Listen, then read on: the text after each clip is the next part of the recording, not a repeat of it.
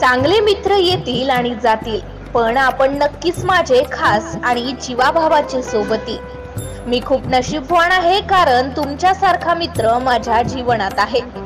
भाऊ, वाढदिवसाच्या हार्दिक शुभेच्छा. निलेश शर्मा, माजी नगरसेवक, नगर परिषद जळगाव, यांना वाढदिवसाच्या कोटी कोटी शुभेच्छा.